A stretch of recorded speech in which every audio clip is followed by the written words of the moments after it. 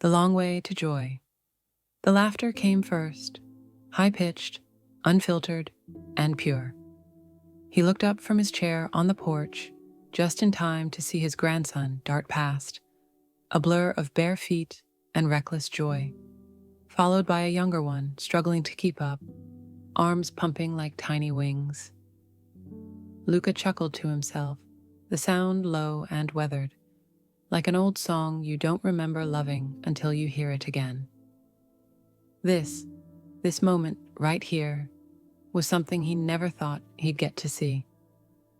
9 years ago, he sat on the floor of a nearly empty apartment, boxes stacked like monuments to endings.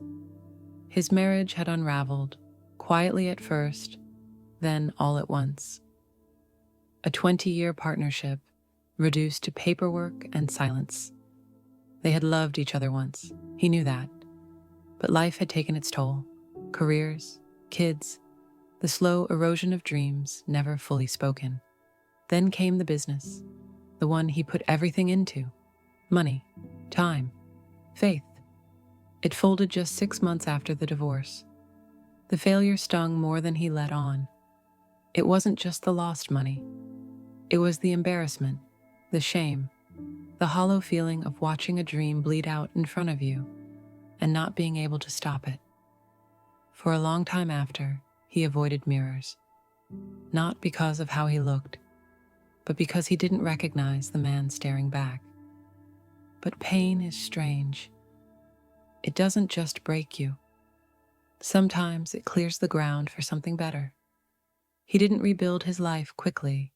There was no overnight transformation, no cinematic redemption arc, just one good choice at a time, one honest conversation, one hard apology, one slow morning sitting with his grief instead of hiding from it.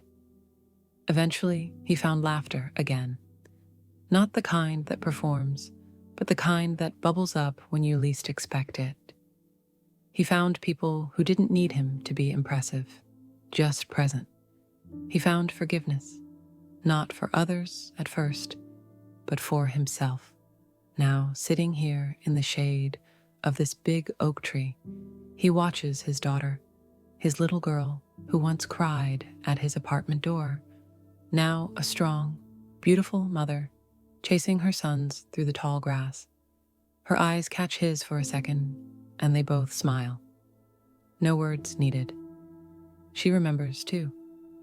Luca leans back in his chair, the wood creaking under the weight of years, and breathes deep. The air smells like cut grass and something sweet from the kitchen. His hand rests on the armrest, fingers tapping gently, not with worry, but with rhythm. The pulse of a man who knows he made it through. Not rich, not famous, but whole. He whispers a quiet thank you to God, to life, to the brokenness that taught him to feel deeply and love honestly, to the years that were hard and the people who never gave up on him even when he had. The boys scream again, pirate voices, plastic swords raised high.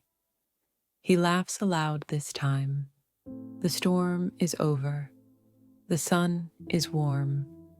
And Luca, finally, is home.